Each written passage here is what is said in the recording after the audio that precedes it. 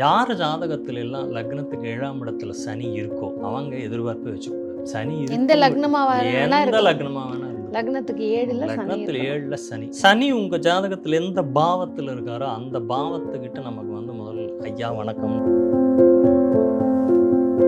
But உங்க ஜாதக ரீதியா இது சரியா வருமா அப்படிங்கிறத பார்த்துட்டு தான் பரிகாரங்களை மேற்கொள்ளணும். ஏன்னா மருத்துவம் எப்படி நோய் நாடி நோய்தன் மூலம் நாடின்னு சொல்றோம். அப்ப அந்த நாடிங்கிறது உங்க ஜாதகம், உங்க ஜாதகத்துப்படி அது பரிகாரம் செய்தால் நடக்குமா அப்படிங்கிறது. இன்னொன்று, பரிகாரம் இந்த ஜாதகத்துக்கு செய்யக்கூடிய ஜாதகமா இது. ஸோ இந்த ராகு கேத்துவால் ஏற்பட்ட தோஷங்கள், கிரகங்களினால் ஏற்படக்கூடிய தோஷங்கள், என்னால் எதுவுமே பண்ண முடியலைங்க, ஒரு சின்னதாக நான் விளக்கேற்றி வச்சுட்டேன்னா போருமாங்கிறது. ஏன்னா எல்லாருனாலையும் செலவு பண்ணி பரிகாரம் பண்ண முடியாது. ஏன்னா பரிகாரங்களுக்கு இன்னைக்கு பெரிய ஒரு செலவை கொடுக்கக்கூடியதாக இருக்குது. நான் என்னுடைய ஜோதிட லைஃப்பில் அந்த மாதிரி பரிகாரங்களே சொன்னது கிடையாது. இந்த மாதிரி விளக்கேற்றுங்க, பூஜை பண்ணுங்க, சரியா போயிடும், கண்டிப்பாக சரியாகும். அப்போ இந்த கிரக தோஷங்களால் ஏற்படக்கூடிய தடைகளை நீக்கக்கூடிய ஒரு வழிபாடாக தூமகேத்து விநாயகர் இருப்பார். வெள்ளிக்கிழமையில் செவ்வாய் ஹோரை, செவ்வாய்க்கிழமையில் சுக்கிர ஹோரைன்னு இப்படி நீங்க மாற்றி யோசிச்சு அந்த டைமில் போய் அந்த விநாயகருக்கு ஒரு அபிஷேகம் அர்ச்சனைகளை பண்ணிட்டு வந்தீங்கன்னா திருமண தடை.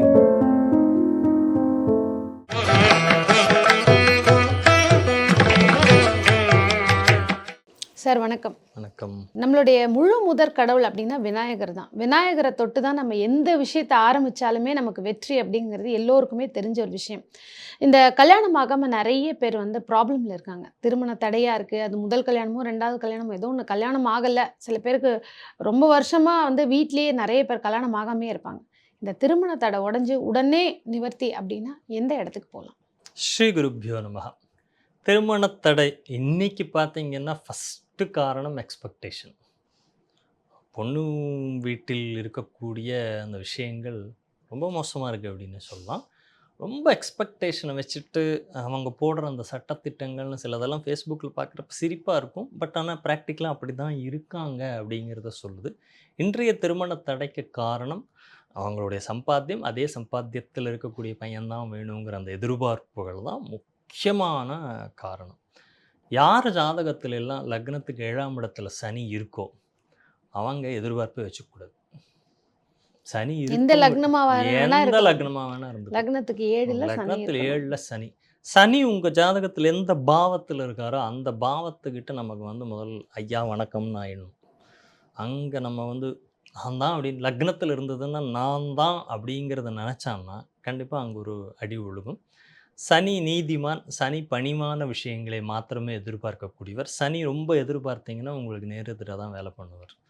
அப்போ அந்த சனி இருக்கக்கூடிய பாவம் அப்படின்னு பார்க்குறப்ப அந்த இடத்துல எதிர்பார்ப்புகளை வச்சுக்காது. காலபுருஷ தத்துவப்படி சனி உச்சமாறதே துளராசியில் தான். அதுதான் 7ஆம் இடம் எல்லாருக்குமே.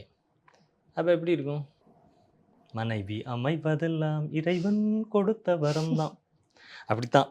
அதனால் அந்த சிலது விதி வலியது அப்படின்னு தான். இன்னார்க்கு என்னான்று எழுதி வைத்தானே தேவன் என்றுன்னு அன்றைக்கே எழுதி வச்சது தான். நீங்கள் அது என்ன பண்ணினாலும் அந்த விஷயத்தை மாற்றிக்க முடியாததாக தான் இருக்குது. இருந்தாலும் இன்றைக்கி ஜோதிடவியலில் ராகு கேத்து பிரதானமான பணியாற்றக்கூடிய விஷயங்கள். திருமண விஷயத்தில் ராகு கேத்து, செவ்வாய் தோஷம், விஷகன்னிகா தோஷம், நிறைய தோஷங்களை சொல்லுது. எங்களோட அட்சய லக்ன பద్ధதி என்ன சொல்லுதுன்னா தோஷங்களே யோகமாக மாறும்னு சொல்லிடுறேன். ஏன்னா நாங்கள் லக்னம் மாறும்னு ஜாதகம் பார்க்குறோம். ஆனால் பாரம்பரியம் சொல்லக்கூடிய அந்த தோஷங்கள் அப்படிங்கிற விஷயங்களில் நிறைய பரிகாரங்கள் இருக்குது. பட் இதெல்லாம் பொதுவான ஒரு விஷயமா நம்ம இப்போ பேசக்கூடிய விஷயங்கள்லாம் பொதுவான பரிகாரங்கள் தான். பட் உங்கள் ஜாதக ரீதியாக பார்த்து தான் உங்களுக்கு பரிகாரங்கள் பரிந்துரைக்கப்பட வேண்டும். உங்களை நான் பார்க்காம நீங்கள் சும்மா சாதாரணமாக பேராசிட்டமால் காய்ச்சலுக்கு எடுத்துக்கலாம். சரியாகலைன்னு நீங்கள் பிளட் டெஸ்ட்டு எல்லாமே எடுத்து பார்த்து உங்களுக்கு என்ன மருந்து கொடுக்கணும்னு அப்புறம் தான் நான் முடிவு பண்ண முடியும். காமன் ரூல் பேராசிட்டமால் யாராக இருந்தாலும் எடுத்துக்கலாம், நோ சைடு எஃபெக்ட்னு சொல்கிறோம். நிறைய எடுத்துட்டா அதுவும் சைடு எஃபெக்ட் தான். ஸோ பேராசிட்டமால் அப்படிங்கிறது எப்படி இருக்கோ அந்த மாதிரி பொதுவான ஒரு பரிகார ஸ்தலங்களாக நிறைய ஸ்தலங்களை சொல்லியிருக்காங்க. ஒரு சிலருக்கு அங்கே போன உடனேயே நடக்குது, ஒரு சிலருக்கு அது அவங்களுக்கு உண்டான ஸ்தலமாக இருக்கிறது இல்லை. பட் உங்கள் ஜாதக ரீதியாக இது சரியாக வருமா அப்படிங்கிறத பார்த்துட்டு தான் பரிகாரங்களை மேற்கொள்ளணும். ஏன்னா மருத்துவம் எப்படி நோய் நாடி நோய்தன் மூலம் நாடின்னு சொல்கிறோம். அப்போ அந்த நாடிங்கிறது தான் உங்கள் ஜாதகம், உங்கள் ஜாதகத்துப்படி அது பரிகாரம் செய்தால் நடக்குமா அப்படிங்கிறது. இன்னொன்று, பரிகாரம் இந்த ஜாதகத்துக்கு செய்யக்கூடிய ஜாதகமாக இது. உங்களுக்கு உடம்புக்கு வியாதி இருக்குது, மருந்து கொடுத்தா சரியாயிடுமான்னு முதல்ல டிசைட் பண்ணணும். ம்.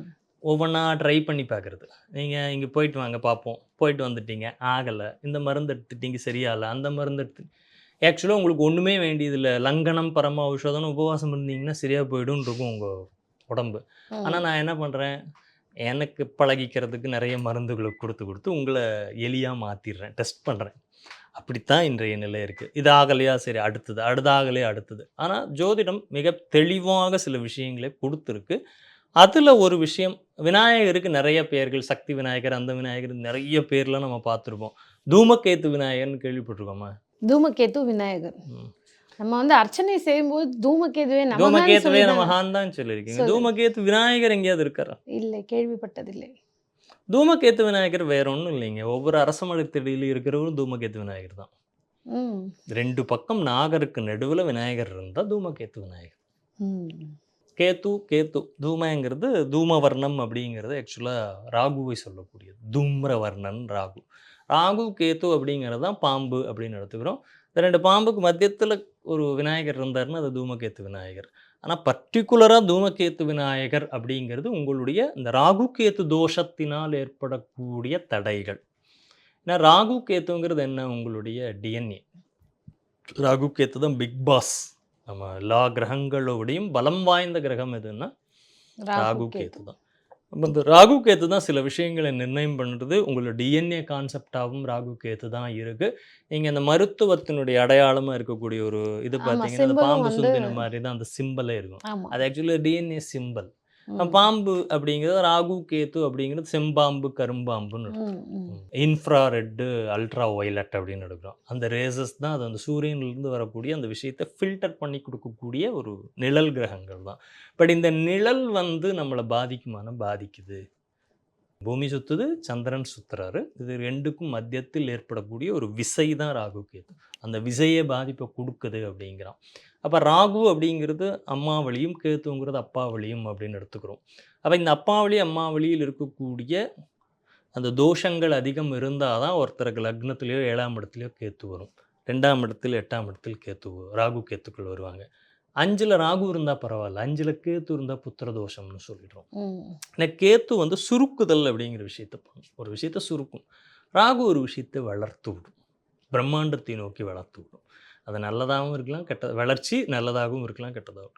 ஸோ இந்த ராகு, கேத்துவால் ஏற்பட்ட தோஷங்கள், கிரகங்களினால் ஏற்படக்கூடிய தோஷங்கள், இது 2க்குமாக ஏதாவது ஒரு நமக்கு என்னால் எதுவுமே பண்ண முடியலைங்க, ஒரு சின்னதாக நான் விளக்கேற்றி வச்சுட்டேன்னா போருமாங்கிறது. ஏன்னா எல்லாருனாலையும் செலவு பண்ணி பரிகாரம் பண்ண முடியாது. ஏன்னா ஆமா. பரிகாரங்களுக்கு இன்றைக்கி வந்து பெரிய ஒரு செலவை கொடுக்கக்கூடியதாக இருக்குது. பட் நான் என்னுடைய ஜோதிட லைஃப்பில் அந்த மாதிரி பரிகாரங்களே சொன்னது கிடையாது. இந்த மாதிரி விளக்கேற்றுங்க, பூஜை பண்ணுங்க, சரியாக போயிடும், கண்டிப்பாக சரியாகும். பேராசிட்டமால் போருங்கிறேன் நான். இப்போ தேவையான ஆப்ரேஷன் பண்ணிக்கலாம் அப்படிங்கிறது தான் நம்ம கான்செப்ட். அப்போ இந்த கிரக தோஷங்களால் ஏற்படக்கூடிய தடைகளை நீக்கக்கூடிய ஒரு வழிபாடாக தூமகேத்து விநாயகர் இருப்பார். எங்கே இருக்குதுன்னா சென்னை திருநீர்மலையில் இந்த தூமகேத்து விநாயகர் ஆலயம் இருக்குது. திருநீர்மலையில் இருக்கக்கூடியது 108 திவ்ய தேசங்களில் ஒன்றான பெருமாள் சந்நிதி தான். ஆமா. அங்கேயே விநாயகருக்கு வேலை. ஆமா. பெருமாள் சந்நிதியில் விநாயகர். தும்பிக்கை ஆழ்வான் அப்படின்னு சொல்லுவாங்க, ம். இல்லையா விஸ்வக்சேனர் அப்படின்னு சொல்லுவாங்க. அங்கே 108 திவ்ய தேசங்களில் ஒன்றான திருநீர்மலையினுடைய மணிகர்ணிகா தடாகம் அங்கே கீழே இருக்காமா குளம். ம். அந்த ம். மணிகர்ணிகா தடாகத்தில் விநாயகர் பிரதிஷ்டையாயிருக்கார். ம். அந்த விநாயகர் தான் தூமகேத்து விநாயகர். ஸோ இந்த தூமகேத்து விநாயகரை சதுர்த்தி அன்றோ அல்லது உங்களுடைய ராகு, கேத்து எந்த ராசியில் இருக்குன்னு பாருங்கள். அந்த ராசிக்கு ஒரு கிழமை இருக்கும். இப்போ ஆமா. மேச ராசினா செவ்வாய், ம். மேசம் விருச்சிகம் செவ்வாய்க்கிழமை, ஆமா. ரிஷபம் துலான வெள்ளிக்கிழமைன்னு வச்சுக்கோங்க, மிதுனம் கன்னி புதன்கிழமை, கடகம்னா திங்கட்கிழமை, சிம்மம்னா ஞாயிற்றுக்கிழமை, தனுசு மீனம் வியாழக்கிழமை, மகரம் கும்பம் சனிக்கிழமை.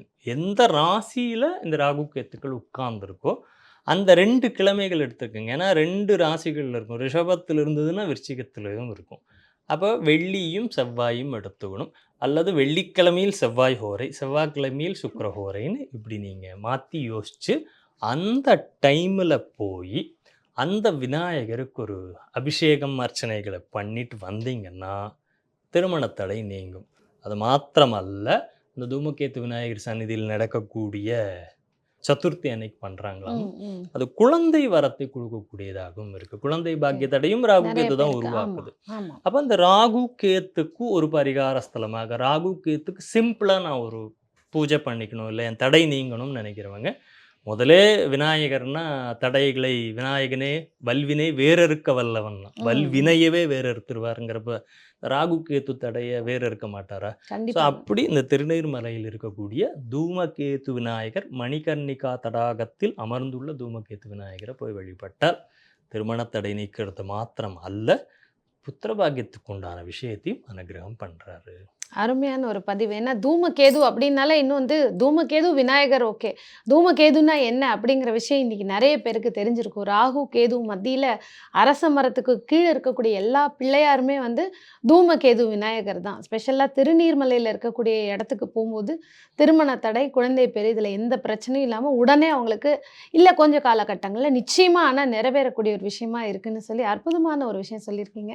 இதே மாரி அடுத்த ஒரு பதிவுல நல்ல ஒரு ஸ்தலத்தோட உங்கள சந்திக்கிறோம் சார். நன்றி. நன்றி.